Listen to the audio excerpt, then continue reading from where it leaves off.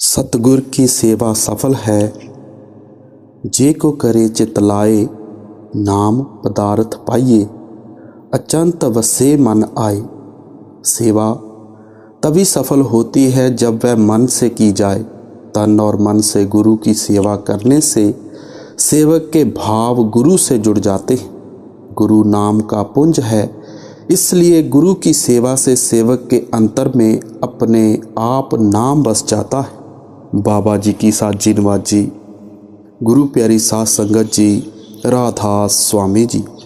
आज का बड़ा विशेष सत्संग सेवा, पूजा और भय क्या है इसके ऊपर है। भय और प्रेम भाव से क्या होता है और अंतिम विनती क्या होनी चाहिए, इस पर निर्भर करेगा। आइए आज का ये बड़ा ही रूहानियत से भरा सत्संग श्रवण करते हैं। सत्संग जरूर पूरा सुने और फिर विचार करें कि क्या हम ये नियम पूरा कर रहे हैं। अगर नहीं तो कुछ कमी है, तो फिर विचार करें। आओ मिल के मेहनत करें। मौजूदा सतगुरु जैसे कहते हैं, कुछ करके दिखाएं, कुछ बन कर दिखाएं। सेवा किसी की आज्ञा का पालन करना, उसका कभी उल्लंघन ना करना और उसकी मान प्रतिष्ठा और पूजा करना, असहाय अनाथों पर दया भाव सहित उनकी सहायता करना, सब सेवा में आ जाते हैं। सेवा करने वाला सेवक से स्वामी बन जाता है। सेवा करने वाला एक दिन ऐसा पद प्राप्त कर लेता है कि दुनिया उसकी सेवा में हाजिर रहती है। सेवा करने वाले को सदा मान मिलता है, जिन सेवया तिन पाया मान। सेवा हर प्रकार की करने का सार है। जो सेवा से रहित हैं वे कभी उसके शुभ फल की प्राप्ति नहीं कर सकते। सेवा से रहित सब भेष किसी काम का नहीं। गुरु नानक देव जी जैसे कहते हैं, जंगम जोध जति सन्यासी, गुर पूरे विचारी, बिन सेवा फल कबू ना पावस, सेवा करनी सारी। सेवा चार प्रकार की है, तन की, मन की, धन की और सुरत की। मालिक के रूप गुरु की सेवा मुख्य है और उसके बाद मालिक द्वारा बनाई गई सृष्टि की सेवा आती है। हरि के दासों के दर पर हर प्रकार की सेवा करना श्रेष्ठ परमार्थी लाभ प्राप्त करने का साधन है। संसार के राज्य, संपत्ति और उच्च पद उसकी बराबरी नहीं कर सकते। गुरु अर्जन साहब इस विषय पर बड़ा जोर देते हुए फरमाते हैं, पानी पक्खा पीस दास कै, तब हो निहाल, राज मिल्ख सिखदार या अग्नि में जाल। सेवा तभी सफल होती है जब वह मन से की जाए। तन और मन से गुरु की सेवा करने से सेवक के भाव गुरु से जुड़ जाते हैं। गुरु नाम का पुंज है, इसलिए गुरु की सेवा से सेवक के अंतर में अपने आप नाम बस जाता है। गुरु अमरदास जी की वाणी है, सतगुर की सेवा सफल है, जे को करे चित लाए, नाम पदार्थ पाइए, अचंत वसे मन आए। गुरु अर्जन देव जी फरमाते हैं कि सेवा ऐसे पूर्ण पुरुष की करनी चाहिए जो सेवक की सेवा को व्यर्थ ना जाने दे। पूर्ण पुरुष प्रभु का रूप होता है, इसलिए उसकी सेवा और पूजा धन्य है। श्री गुरु ग्रंथ साहिब में आता है, घाल ना भाने अंतर विद जाने, ताकि कर मन सेवा, कर पूजा होम ए मनुआ, अकाल मूरत गुरुदेवा। जिसे गुरु के दर पर पहुंचने का सौभाग्य प्राप्त हो जाए, उसे चाहिए कि गुरु की आज्ञा को पूरे मन से स्वीकार करे, क्योंकि जिस तरफ मन जाएगा उस तरफ ही तन भी साथ चला जाएगा।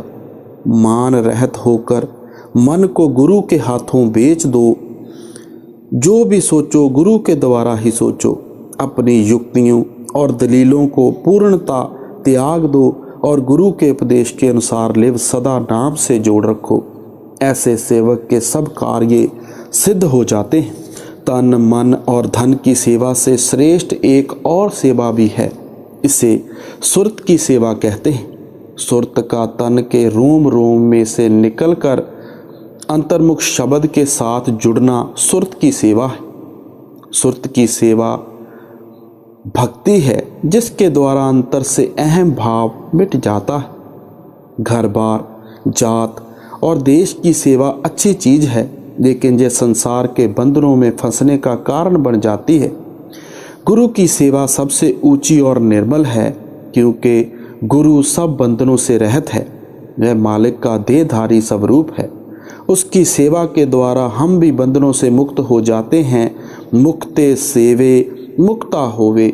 गुरु की सेवा से हमारे अंतर में मालिक का सच्चा प्रेम जाग उठता है। जब हृदय में मालिक का प्रेम जागृत होता है तो उसके द्वारा पैदा किए गए सब जीव जंतुओं के प्रति हार्दिक प्रेम जाग उठता है और मालिक के पिता होने का भाव और मनुष्य मात्र के प्रति भ्रातृ भाव पैदा हो जाता है। सतगुरु की सेवा करने से मालिक और मालिक की उत्पन्न हुई सृष्टि के साथ प्रेम हो जाता है। सतगुरु की सेवा करने से चारों पदार्थ धर्म, अर्थ, काम और मोक्ष सहज ही मिल जाते हैं। सब सांसारिक और परमार्थिक कामनाएं पूर्ण हो जाती हैं।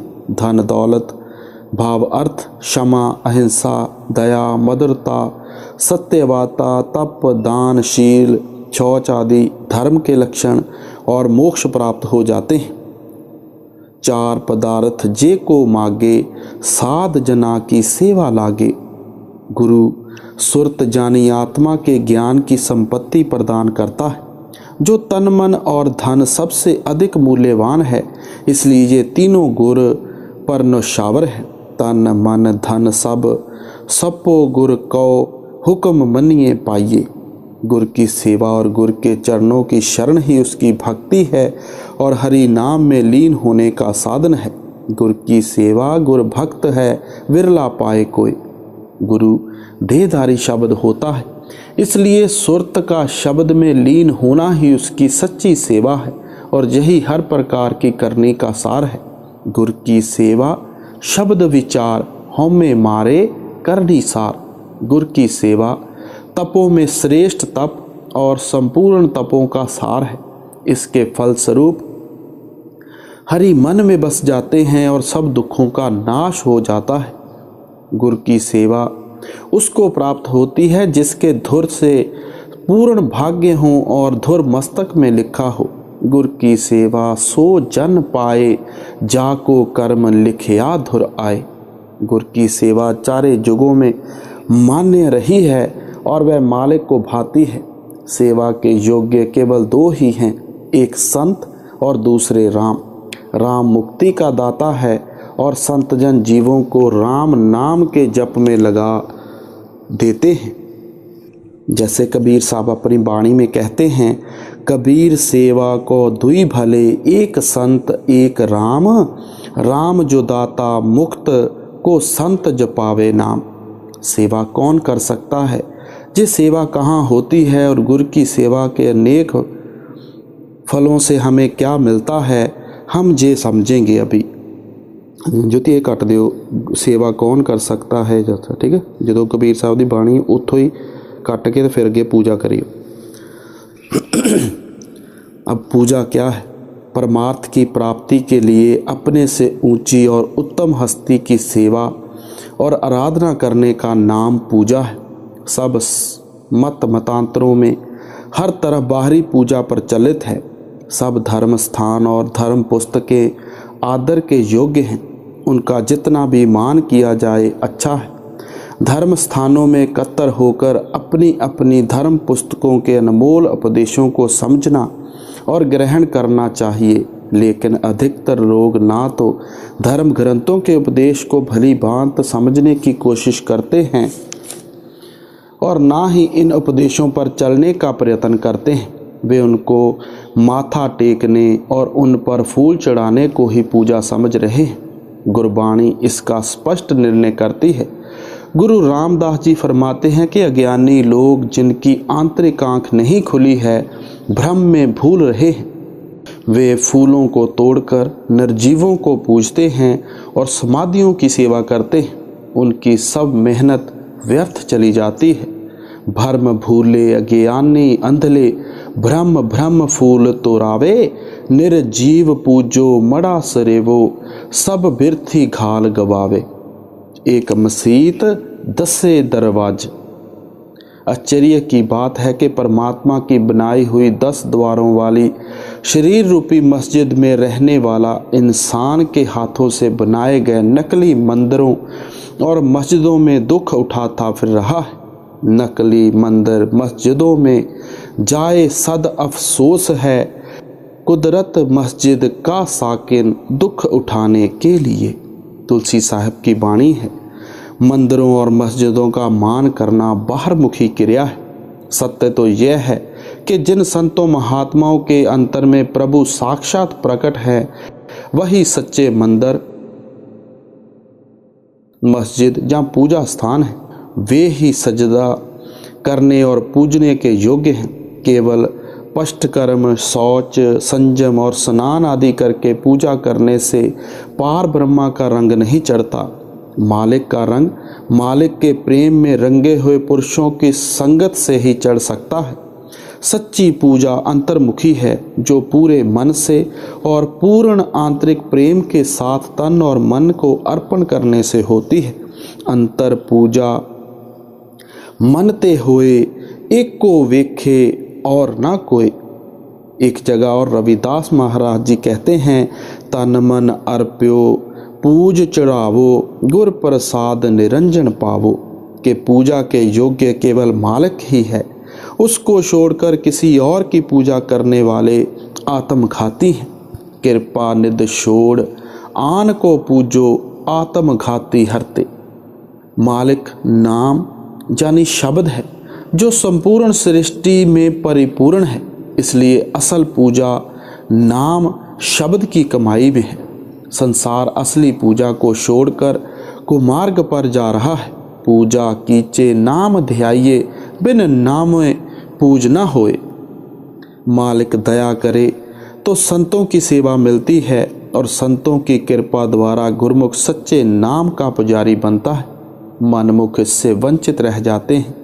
जब तक जीव उस उच्च और सूक्ष्म अवस्था को प्राप्त नहीं करता जिसके द्वारा वह नाम रूपी मालिक की सेवा कर सके, तब तक मालिक के रूप सतगुरु की पूजा करनी चाहिए। जीव को चाहिए कि सतगुरु का ध्यान करे, अंतर्मुख सुरत शब्द की कमाई द्वारा उसको प्रकट करे और उसके नूरी स्वरूप के दर्शन करे। अभ्यासी के हृदय का सतगुरु के हृदय के साथ संबंध हो जाने पर शब्द की धुन खुलेगी। गुरु और हरि एक हैं, इसलिए गुरु की पूजा हर की पूजा है। गुरु परमेश्वर की पूजा तन मन से प्यार सहित करो। यह पूजा करने से जीव भवसागर से पार हो जाता है। गुरु परमेश्वर पूजिए, मन तन लाए प्यार, सतगुरु दाता जी का सबसे दे उधार। गुरु रामदास जी ने तो साफ साफ कह दिया है कि जो गुरु की पूजा करता है वही मेरे प्रभु को भाता है। गुरु की पूजा ही हरि की पूजा है। अब सेवा कर ली, पूजा कर ली, सबसे जरूरी बात भय भी होना चाहिए। सतगुरु की पूजा करने से गुरु भक्ति के अंतर में धीरे धीरे सतगुरु की अलौकिक शक्तियों का आभास होने लगता है। आदर उत्पन्न होता है। वह सतगुरु को आँखों के सामने साक्षात देखता है।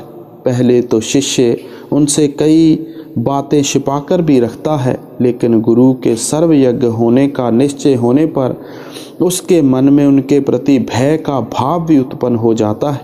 सतगुरु के घट घट के जानकार होने के कारण शिष्य अपनी अवस्था को उनसे छिपा नहीं सकता।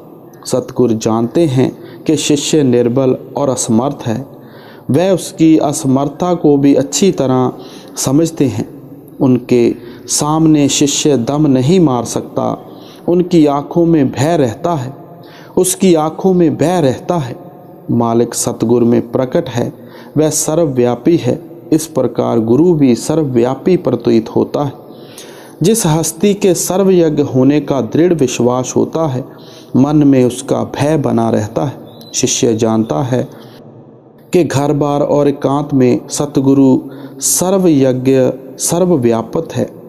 वह जागता है तो सतगुरु उसको देखते हैं, रात को सोते हुए भी वह निगरानी करते हैं। वह उसके मन के संकल्पों को भी जानते हैं।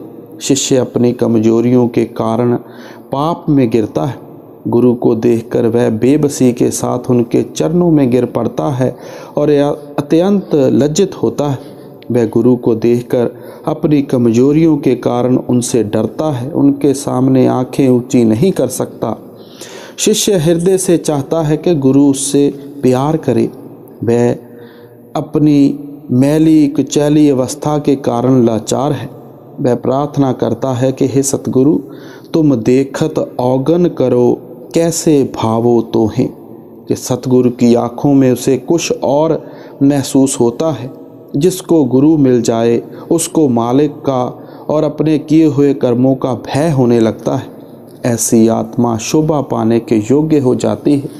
वह अपने स्वामी के हुक्म को पहचानती है और उस पर निशावर हो जाती है।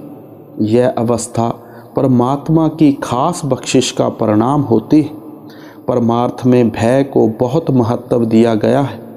परमार्थ के लक्षण की प्राप्ति के लिए भय सदा साधक को चाबुक का काम देता है, जिसके फलस्वरूप वह अपने आप को शीघ्र से शीघ्र योग्य बनाने का यत्न करता है। मनुष्य जन्म को पाने का ध्येय मालिक की प्राप्ति है। कोई पता नहीं कि मृत्यु कब, कैसे और किस समय आ जाए। उसके मन में यह डर है कि यदि जीवन का अंत होने से पहले लक्ष्य की प्राप्ति ना हुई तो मनुष्य जन्म निष्फल चला जाएगा। यह डर उसको परमार्थ की प्राप्ति के लिए प्रेरित करता है। अपनी कमजोरियों की ओर से बेखबर होकर शत्र बेमुहार बिना नकेल का ऊंट जिसे कहते हैं होकर पापों में प्रवृत्त रहना और गुरु का भय ना रखना अपने आप का घात करना है। जिसके मन में गुरु का भय बना रहता है वह नाम की कमाई द्वारा जीते जी मरने का यत्न और मालिक से अभेद होने का प्रयास करता है और यम आदि के भय से बच जाता है। जिनको यह भय नहीं उनको जन्म मरण का भय बना रहता है। भय के बिना कोई भवसागर से पार नहीं हो सकता। जिस पर मालिक दया करे उसको दिन रात यह भय बना रहता है कि वह शब्दों को मन में बसाकर सब भ्रमों को नष्ट कर लेता है। अपनी कृपा करे सोई जन पाए, गुर का शब्द मन वसाए। अन दिन सदा रह भय अंदर, भय मार भरम चुकावने। गुरु की कृपा से ही हमारे मन में भय बसता है। अंतर में भय के बसने से मन अपनी बेढंगी चालों को छोड़कर शब्द की कमाई द्वारा वश में आ जाता है। जैसे गुरु अमरदास जी कहते हैं, गुर प्रसादी भव पाया, बड़ भाग वस्या मन आए, भय पाइए मन वश हुआ, हौमे शब्द जलाए। जब अंतर में सतगुरु रूपी मालिक का भय होता है तो साथ ही साथ अंतर में उसकी याद भी प्रबल हो जाती है। फिर शिष्य से कोई पाप नहीं हो सकता। इस प्रकार भय से भाव उत्पन्न होने लगता है। भय भाव और नाम की कमाई के प्रताप से साधक का भय दूर हो जाता है और उसका आंतरिक अनुभव जाग उठता है।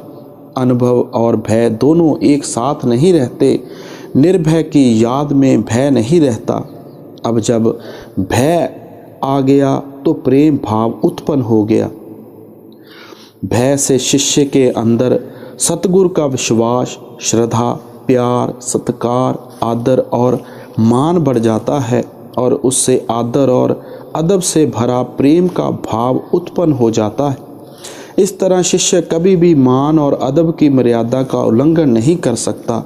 गुरबाणी में ऐसे प्रेम पर जोर दिया गया है जिससे प्रीतम के सम्मान और उसकी महानता का भाव रोम रोम में बसा रहे। ऐसी भाव में भक्ति के बिना जप, तप, संयम, व्रत और स्नान किसी काम के नहीं। कबीर साहब कहते हैं, किया जप किया तप संजमो, किया व्रत क्या इंसान, जब लग जुगत ना जानिए, भाव भक्ति भगवान। सतगुरु के साथ संपर्क स्थापित हो जाने पर उसकी कृपा दृष्टि से ऐसे भाव की दात प्राप्त होती है जिसमें भय का अंश समाया होता है। जहाँ सतगुरु का भय है वहीं भाव की उत्पत्ति होती है। गुरु अंगद साहब फरमाते हैं कि हे साधक, तू भय रूपी चरणों से चलकर भाव रूपी आँखों द्वारा सुरत को प्रीतम की ओर लगा दे। इस प्रकार तेरा प्रीतम से मिलाप हो जाएगा। भय के चरण कर भाव के लोयण, सुरत करेई नानक कहे सियाणिए, एव कंत मिलावा होई।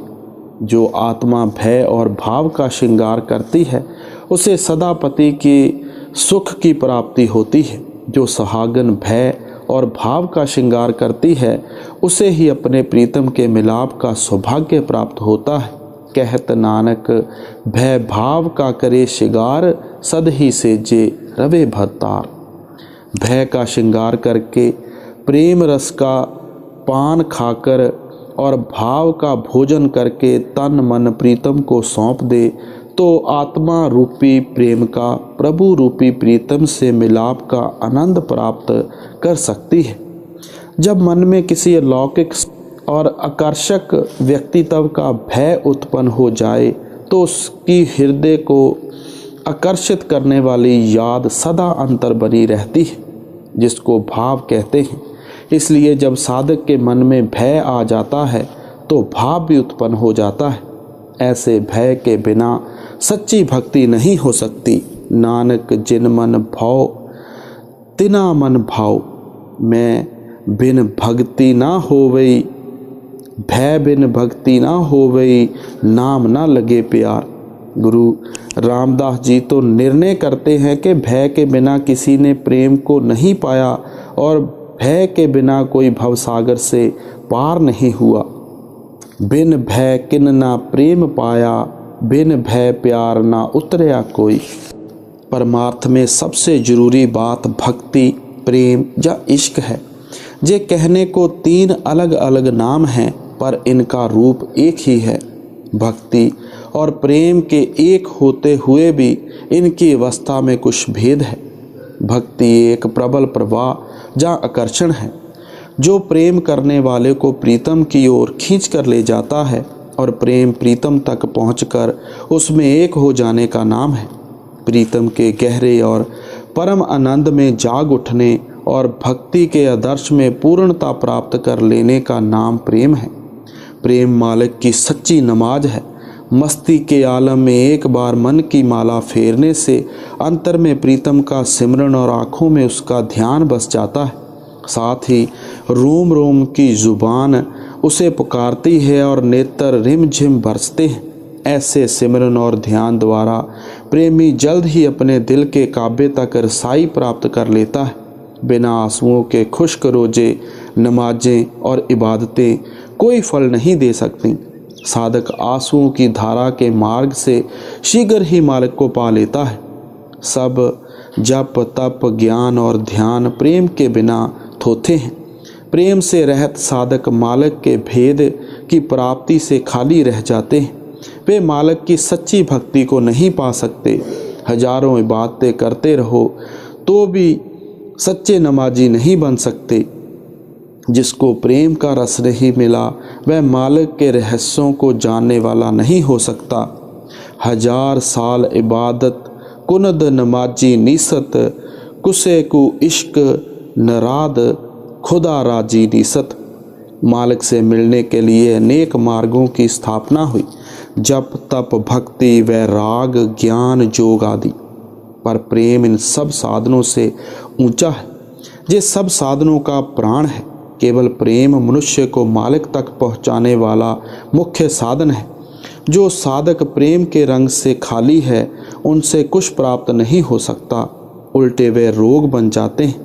गुरु अर्जन साहब समझाते हैं कि जब तप संयम खुशियाँ सुख मान बड़ाई और गर्व सब एक पल भर के प्रेम पर नौशावर है। वह दिल मुबारक है जो प्रीतम के विरह की अग्नि में तप रहा है।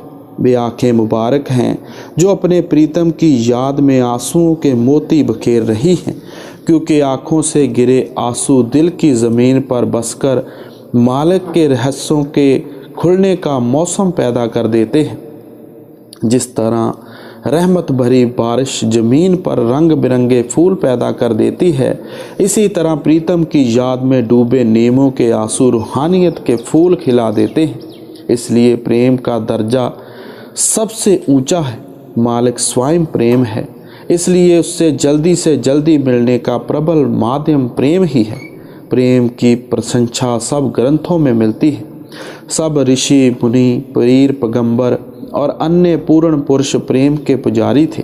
गुरु गोबिंद सिंह जी भी यही फरमाते हैं कि मैं सच कहता हूँ, जिन्होंने प्रेम किया उन्होंने ही प्रभु पाया। साच कहूँ सुन ले हो सब्बे, जिन प्रेम कियो तिन ही प्रभ पायो।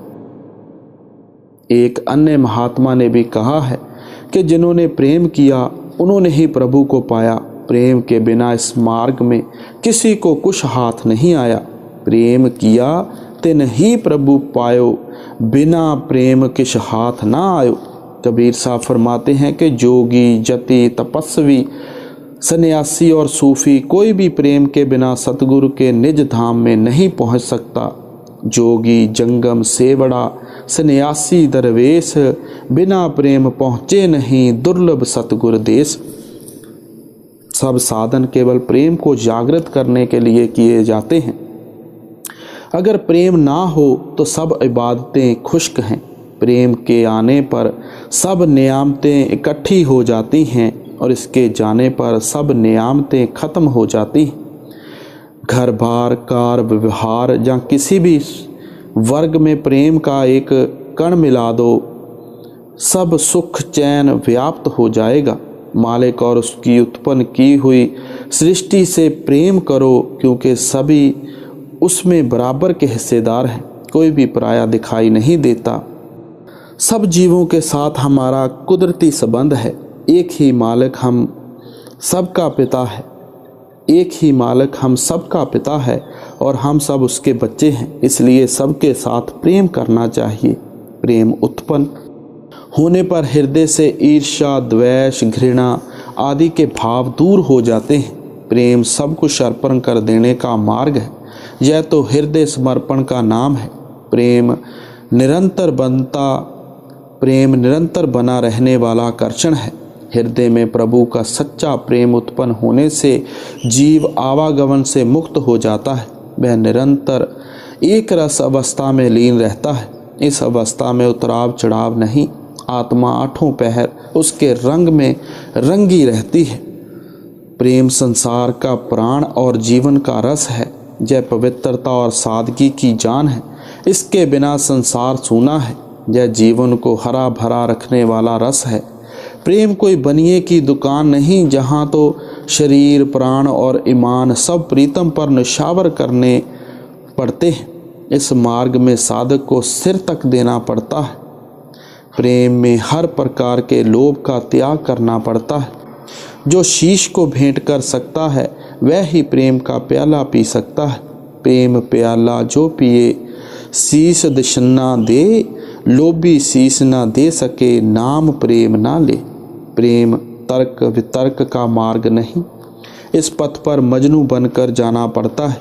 जब तक बुद्धि बाहरी विद्या या ज्ञान में फैली रहती है, हम सत्य को नहीं जान सकते। ख्वाजा हाफिज साहब कहते हैं कि तू प्रीतम की जुल्फ़ों में अपने दिल को कैद कर ले और अपने प्रीतम के ध्यान में मगन हो जा, क्योंकि दलीलें प्रेमी के नुकसान का कारण बनती हैं। प्रेम दो दिलों को एक कर देता है, फिर उसका अलग होना कठिन हो जाता है। जिस प्रकार दूध और पानी मिलकर एक रूप हो जाते हैं, दादू साहब फरमाते हैं, सच्चे इश्क की पहचान यह है कि आशिक मशूक के ध्यान में उसी का रूप बन जाए। ऐसे प्रेमियों पर मालिक भी आशिक हो जाता है। जब प्रबल प्रेम जाग उठता है तो संपूर्ण संसारिक इच्छाएं मिट जाती हैं और विषयों का नाश हो जाता है। लोक परलोक के किसी पदार्थ में रुचि नहीं रहती। दुनिया और दुनिया के पदार्थों की ओर से मुंह मोड़कर अपने सृजनहार करतार के वियोग में विलाप करने और उसके प्रेम में जाग उठने का नाम फिर वैराग हो जाता है। मन वैराग भया दर्शन देखने का चाव। जब प्रेम उत्पन्न हो गया फिर वैराग स्वाभाविक आ जाएगा। जब वैराग उत्पन्न होता है तो संसार का मोह अलोप हो जाता है और प्रेमी संसार से उपराम होकर मालिक के प्यारों की संगत के लिए व्याकुल हो जाता है। वैरागी प्रीतम के सिवाय और सब वस्तुओं का त्याग करके परमात्मा रूपी प्रीतम में लीन हो जाता है। शरीर को आधार देने वाली वस्तुओं का केवल जिंदा रहने के लिए प्रयोग करना और आत्मा को आधार देने वाले तत्वों की ओर रुचित रहना ही सच्चा वैराग है। सच्चा वैरागी संसार में रहते हुए उससे उपराम रहता है। इसको इसके त्याग की ज़रूरत नहीं। वह संसार में रहते हुए सब संसारिक पदार्थों में मालिक का जलवा देखता है। वैराग तो अपनी आत्मा और अंतकरण को संसार और उसके पदार्थों के प्रेम से विरकित करने का नाम है। जो लोग बगैर सोचे समझे संसार का त्याग कर देते हैं वे शांति नहीं पाते। ऐसे लोग फिर से संसार में आसक्त दिखाई देते हैं। मनुष्यों को चाहिए कि संसार में मात्र निर्वाह के लिए परिवर्तित हो और आत्मा को नाम, गुरु और मालिक से जोड़कर अपने अंतर में दिन प्रतिदिन उसका प्यार बढ़ाता जाए। जैसे जैसे उसका प्यार बढ़ता जाएगा वैसे वैसे अंतर से दुनिया का प्यार खत्म होता जाएगा। अब जब वैराग आ गया तो फिर मुक्ति कैसे होगी? संत स्वयं मुक्त होते हैं। उनकी शिक्षा को धारण करके जीव सहज ही मुक्ति पा लेता है। पूर्ण पुरुषों की सेवा और ध्यान द्वारा जीव मुक्ति प्राप्त कर लेता है। आप मुक्त करे संसार, नानक तिस जन को सदा नमस्कार। मुक्ते सेवे मुक्ता होवे। मुक्ति का अर्थ है बंधन से आज़ादी।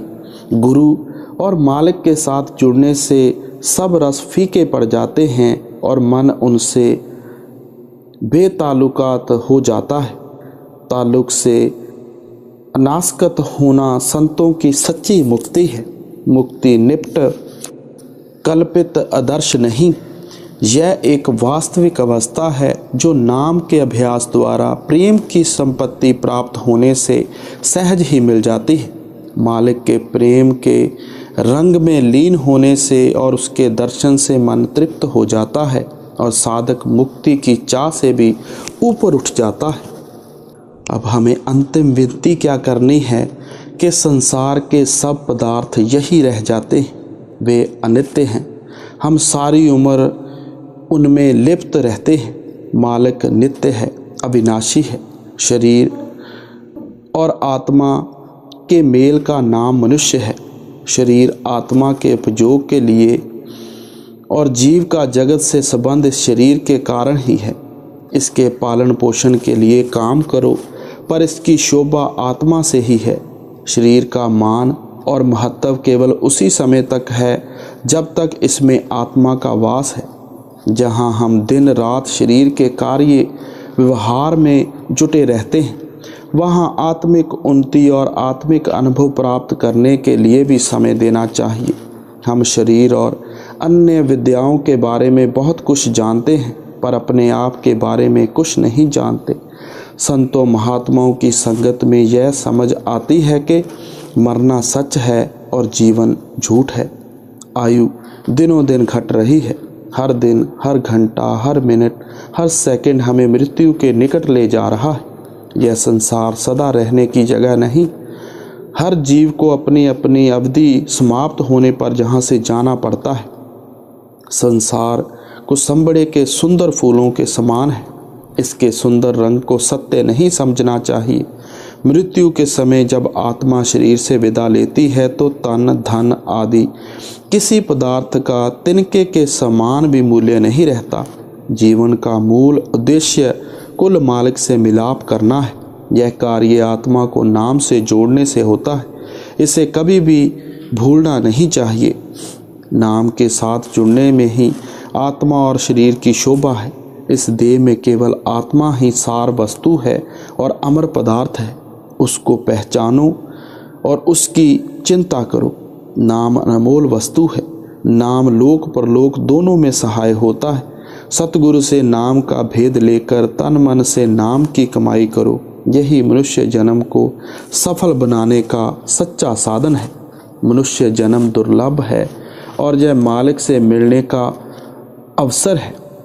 गुरु अर्जन देव जी ने अपनी वाणी में कहा है, भई परापत मानुख देहरिया, गोविंद मिलन की ए तेरी भरिया, अबर काज तेरे किते ना काम, मिल साध संगत भज केवल नाम। जो कार्य हम करते हैं वे सब शरीर और उसकी आसक्तियों के संबंध हैं। इन धंधों में यह हमारी आत्मा के काम आने वाला कोई भी नहीं। इसमें काम आने वाली वस्तु केवल साध संगत है, जिससे नाम की प्राप्ति होती है। इसलिए मनुष्य जन्म को मालिक की भक्ति में लगाकर इससे लाभ उठाओ। राधा स्वामी जी।